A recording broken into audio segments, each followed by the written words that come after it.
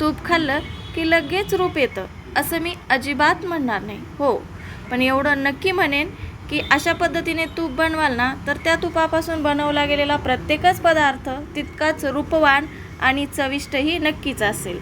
चला तर मग बघूयात रवा, दाणेदार आणि तूप करण्याची अचूक वेळ. तर आपल्या चॅनलमध्ये मी तुम्हा सर्व रसिक प्रेक्षकांचं मनापासून स्वागत करते. तर बघा, ही माझी 5 दिवसांची साय आहे फ्रीजमध्ये ठेवलेली आणि 5 दिवसापेक्षा जास्त दिवसांचं तुम्ही नका विरजण लावत जाऊ किंवा साय नका ठेवत जाऊ. थोडं थोडं असेल तेव्हाच तुम्ही त्याचं ताक हलवून घेत चला. जास्त दिवस साठवून ठेवलेले आंबवणीचे पदार्थ पण चांगले नसतात शरीराला. तर ही माझी साधारण 5 दिवसाची साय आहे. त्यात मला उद्या सकाळी तूप करायचं आहे. तर आज रात्री मी ती फ्रीजमधनं काढून त्यात 1 चमचा दह्याचं विरजण घालून ठेवत आहे आणि ते झाकून रात्रभर बाहेरच ठेवायचं आहे. आधीच्या 5 दिवसाची ती साय आपली फ्रीजमध्येच असते. मग ते विरजण टाकून आदल्या रात्री बाहेर ठेवायचं आणि बघा, दुसऱ्या दिवशी सकाळी मी मिक्सरचं भांडं घेतलं आहे ज्यामध्ये मला ताक बनवायचं आहे. ते स्वच्छ पाण्याने धुवून घेतलं आणि त्यात ते आपण विरजण टाकलेली साय मी त्या भांड्यात मिक्सरच्या घालून घेतली आहे. आणि तुपासारखा पौष्टिक पदार्थ तर मैत्रिणींनो, खरंच म्हणजे तुपाची तुलनाच कशाशी होऊ शकत नाही. तूप घातलेला कुठलाही पदार्थ खरंच खूपच रुचकर बनतो आणि आवडीनेही सगळेजण खातात. आणि उन्हाळा दिवस असल्यामुळे मी थंड पाणी फ्रीजमध्ये ठेवलं होतं. तेच पाणी मी ताक बनवण्यासाठी घेत आहे. त्या पाण्याने मी माझं ते साय जमा केलेलं भांडं स्वच्छ पुसून घेत आहे. कारण बऱ्यापैकी साय भांड्याला चिटकलेली असते. तर ती अशा पद्धतीने आपण चांगली व्यवस्थित पुसून टाकायची आहे मिक्सरच्या भांड्यामध्ये. ते भांडं स्वच्छ धुवून टाकायचं आहे. आणि बघा, मिक्सरला मी ते फिरवून घेत आहे.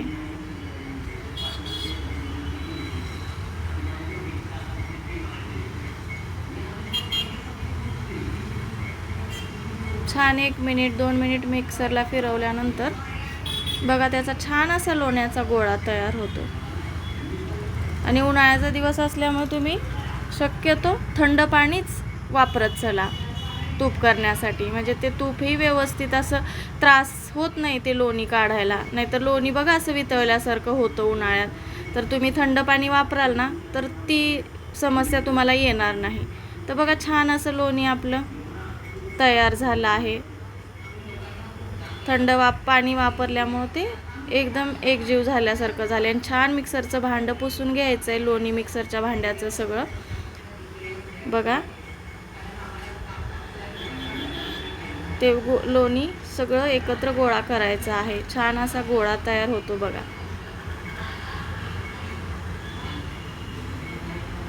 आणि तूप ना शक्यतो मैत्रिणींनो सकाळी 9च्या आधीच तुम्ही करायचा प्रयत्न करा. बघा, तुमचं कधीच बिघडणार नाही किंवा लोणी वितळणार नाही किंवा असं लोणी फसकणार नाही. बऱ्याच मैत्रिणींना तसा अनुभव येतो की नाही का, लोणी वितळतं, एक गोळा होत नाही लोण्याचा. तर तुम्ही बघा, उन्हं निघायच्या आधी जर तुम्ही ताक हलवाल ना तर ते ताक कधीच बिघडत नाही बघा. आणि उन्हाळ्यात शक्यतो थंड पाणी वापरूनच तुम्ही त्याचं लोणी काढत चला. आणि व्यवस्थित सगळं लोणी पुसून घ्यायचं आहे. सोन्याबरोबर झोपलं तरी हरकत नाही. कारण सोन्याने शरीराला सुंदरता येत असली तरी ह्या लोण्यापासून जे तूप बनतं ते तूप खाऊन शरीराला सुदृढता मात्र नक्की येते.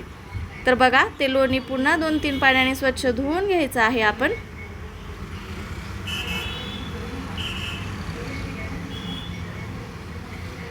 लोणी थोडंही वाया जाऊ द्यायचं नाही आहे. चांगलं स्वच्छ धुवून ते पाणी परत आपण त्या निघालेल्या ताकामध्ये ओतायचं आहे. कारण लोण्याचा अंश ताकाचा बऱ्यापैकी असतो. ते पाणी ताकात घालायचं आहे. परत धुतलेलं टाकून द्यायचं नाही, लोणी धुतलेलं पाणी.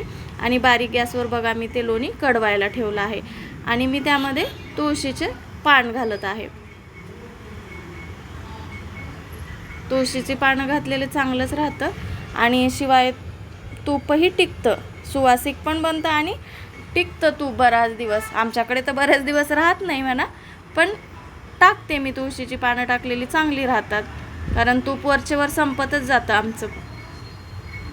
तर असं छान मी हलवून घेत आहे बघा ते तूप.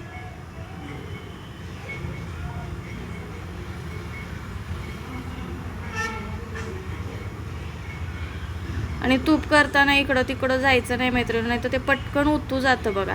आणि मग त्यात जवळ जरी असलो ना तरी बऱ्याचदा होतं बघा, आपण जवळ जरी असलो इकडच्या गॅसवर काही बनवत असेल तर दुर्लक्ष झालं तर तेवढं तूप उतू जाण्याचे चान्सेस जास्त राहतात. मग असा एक चमचा टाकून ठेवायचा त्यामध्ये, मग ते वरती येत नाही, चमच्याच्या वजनाने ते खालीच राहतं. तर बघा आपलं तूप कडत आहे छानपैकी. आणि तुळशीची पानं आवर्जून टाकत चला. तूप दीर्घकाळ टिकतं पण आणि छान बनतं तूप, त्याच्यापासनं सुवासिक पण राहतं. तर बघा आपलं छान असं तूप तयार आहे. तर मी ते चाळणीने गाळून घेत आहे. छान तूप गाळून घ्यायचं आहे चाळणीने. तर बघा आपलं तूप असं छान मस्तपैकी असं कडलंय, छान रंग त्याला आलेला आहे. तूप थंड झाल्यानंतर बघा आपलं छान रवाळ असं तूप तयार आहे. मी तूप कढवल्यानंतर थोडा वेळ ते फ्रीजमध्ये ठेवलं होतं आणि बघा आपलं रवाळ असं तूप तयार आहे. फक्त साय कडवून त्यापासून जे तूप बनवलं जातं त्याहीपेक्षा अशा पद्धतीने विरजण टाकून जेव्हा तुम्ही तूप बनवाल ना, ते तूप दर्जेदार आणि दाणेदारही बनतं. माझा व्हिडिओ बघितल्याबद्दल धन्यवाद.